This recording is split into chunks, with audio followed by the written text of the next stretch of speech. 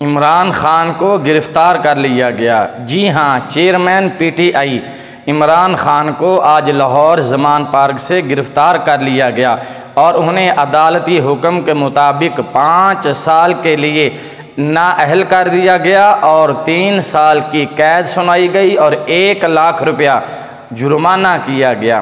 یہ وہی عمران خان ہے۔ آپ کو یاد ہوگا ماہ رمضان المقدس کے بابرکت مہینے میں اس نے عاشقان رسول روزہ داروں کو سیدھی گولیاں مروائی تھیں اور 46 عاشقان رسول ناحق شہید کر دیے گئے تھے۔ جی ہاں، وہی عمران خان جس نے 90,000 علماء کو صرف اس لیے قید کروایا، جیلوں میں ڈالا کہ اس نے گستاخ رسول آسیہ ملعونہ کو رہا کروا کے بیرون ملک بھیجنا تھا۔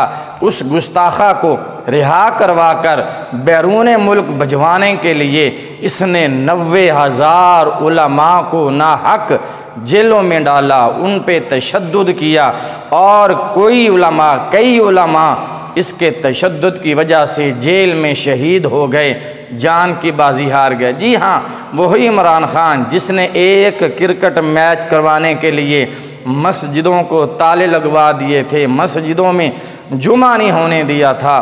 جی ہاں، وہی عمران خان جس نے فیض آباد کے مقام پر عاشقان رسول پر 10,000 شل اور لاتعداد سینکڑوں گولیاں برسائی تھیں۔ وہی عمران خان جس نے ایمبولنس سے عاشقان رسولوں کو نکال کر تشدد کروایا تھا۔ ان کے اتنے جرم ہیں جتنے اس کے جرم ہیں، یہ سزا اس کے لیے کافی نہیں ہے۔ واللہ عزیز ذو انتقام، میرے اللہ کا انتقام بڑا سخت ہے۔ یہ وہی عمران خان اور پی ٹی آئی ہے جس کی حالت آج آپ کے سامنے ہے۔ ان لوگوں کے بارے میں، پی ٹی آئی کے بارے میں، ان کی لیڈرشپ کے بارے میں میرے بابا جی خادم حسین رضوی نے فرمایا تھا، اے اللہ اے نہ سارے نو گن لے، یا اللہ اے نہ سارے نو گن لے ایک نو، تے یا اللہ انہاں نو کلیاں کر کے ماری، تے یا اللہ انہاں جو ایک بھی نہ چھوڑی، تے جڑے حضور دے گستاخاں دے بارے کروڑواں حصہ بھی حامیاں یا انہاں نو تکلیف ہے، تے اسی یہ دعا منگدے ہیں، یا اللہ انہاں نو گن لے، اتوں لے کے تھلے تک سارے نو گن لے، تے یا اللہ انہاں نو کلیاں کر کے ذلیل کر کے ماری۔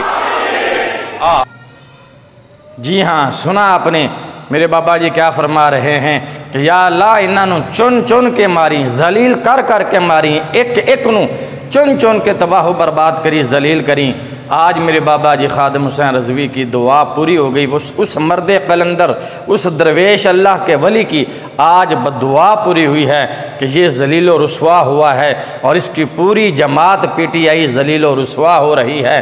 میرے دوستو، اللہ کے انتقام سے بچو، اللہ کی پکڑ سے بچو، کسی پہ نہ حق ظلم نہ کرو، کسی کے ساتھ زیادتی نہ کرو۔ میرے اللہ کی پکڑ بڑی سخت ہے جو آج آپ دیکھ رہے ہیں۔ اللہ تعالی ہمیں اپنی حفظ و امان میں رکھے، آمین۔